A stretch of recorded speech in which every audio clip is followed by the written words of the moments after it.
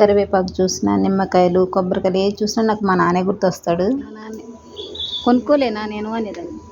మా నాన్న ఉన్నప్పుడు నాకు కరివేపాకుతో సహా తెచ్చేవాడు. మళ్ళీ మా నాన్న వచ్చే వరకు 1 మంత్ వరకు ఉండేది. అంత తెచ్చేవాడు అనమాట. చాలా తెచ్చేవాడు. అసలు చాలా బరువు తెలియదు మా నాన్నకి నా దగ్గరికి వచ్చేటప్పుడు. మామూలు కర్రల సంచులు కాదు, బియ్యం సంచులు.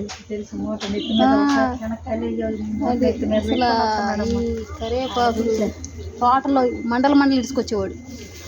మళ్ళీ కరివేపాకు ఒకటే కాదు, నిమ్మకాయలు, కొబ్బరికాయలు, తోటలో పండే నా కూరగాయలతో సహా పెద్ద మూట తీసుకొచ్చేవాడు. ఇళ్ళ పక్కన వాళ్ళు కూడా ఇచ్చేదాన్ని. ఇలా ఎక్కువ బరువు మోసుకు రాకుండా ఉంటాడని ఈ కొనుక్కోలేమా ఎందుకు తీసుకొచ్చావు అంటూ ఉండేదాన్ని. పిల్లలకు తినడానికి సపోటాలతో సహా తీసుకొచ్చేవాడు. నాకు ఇంట్లో కావాల్సిన మినపప్పుతో సహా తీసుకొచ్చేవాడు. మా నాన్న ఉన్నప్పుడు ఎన్ని తీసుకొచ్చినా నేను ఎప్పుడు వీడియో తీసుకోలేదు. ఎందుకు తీయటం అనుకునేదాన్ని.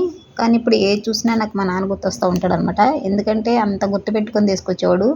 మా అమ్మ ఎన్ని సర్దినా సరే ఇంత బరువు ఎందుకు అనేవాడు కాదు, అలా తెచ్చేవాడు. ఇప్పుడు కూడా మా అమ్మ తీసుకొచ్చిద్ది కానీ ఆమె నడవలేదు, మోయలేదని నేనే వద్దంటా ఉంటాను. ఇలా ఊరు వచ్చినప్పుడు మాత్రం పక్కన ఆంటీ ఇలా ఆకుకూరలు కానీ ఏమన్నా ఉంటే అవి అరేంజ్ చేసి ఇస్తూ ఉంటుంది అనమాట. ముందుగానే ఆకుకూరలు తీసుకొని ఉంచింది. పక్కనే చెట్టు ఉంది కదా అని ఇక్కడికి వచ్చాము. ఇప్పుడు ఇదైతే కోసుకుంటున్నాము. ఇంకా టైం అయిపోయిందని ఇంక ఇవన్నీ సంచిలో సర్దుతుంది అనమాట. ఇంకా టైం ఉన్నట్టయితే ఇది కూడా కోసి ఇచ్చేదని అంది. వద్దులే ఇంటికి వెళ్ళినా కట్ చేసుకుంటాను నేనని ఇంకా సంచిలో సర్దమంటే సర్దుతుంది. ఇంకా కొబ్బరికాయ, నిమ్మకాయలు ఉన్నాయా అంది. ఇదివరకు అయితే ఉండేవి ఆంటీ, ఇప్పుడు ఏం లేవు, ఇస్తానంటే వద్దనేదే లేదు, తీసుకెళ్తానన్నాను. ఇలా ఊరికి వచ్చినప్పుడల్లా ఆకుకూరలు కనుక ఉంటే కంపల్సరీగా తీసుకోమని ముందు రోజే ఫోన్ చేసి చెప్తాను ఆంటీకి. ఉంటే కనుక తీసుకొని ఉంచిద్ది. వాటితో పాటు ఏమన్నా కూరగాయలు ఉన్నా తీసుకోమంటాను, తీసుకునిద్ది. ఈసారి మాత్రం కరివేపాకు ఉంటే చూడండి అన్నాను. వర్షాలు పడుతున్నాయి కదా, చెట్టుకి ఇలా ఫ్రెష్గా ఉందన్నమాట, ఆకు ఉంది అని చెప్పింది. ఈసారి వచ్చాక వెళ్ళి కోసుకుందాంలే అని ఇప్పుడు వచ్చిన తర్వాత అయితే వెళ్ళి కోసుకొచ్చాము. ఇంకా అవి తీసుకొని బయలుదేరి ఇంటికైతే వచ్చేసాను. ఈవినింగ్ పిల్లలు వచ్చేపాటికి ఇవన్నీ కట్ చేసుకొని పక్కన పెట్టుకుందామని ఇవైతే సర్దుకుంటున్నాను. మళ్ళీ పిల్లలు వచ్చిన తర్వాత వాళ్ళ హోంవర్క్లు అన్నీ హడావుడిగా ఉంటారు కదా.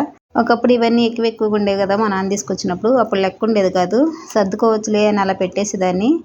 ఏదో 2-3 రోజుల తర్వాత సర్దుకునేదాన్ని. నిమ్మకాయలు అయితే అసలు స్టాక్ ఉండేవి, చాలా తీసుకొచ్చేవాడు. ఇప్పుడు కొన్ని ఉన్నా సరే ముందు అవి పాడవకుండా జాగ్రత్త చేసుకుంటున్నాను.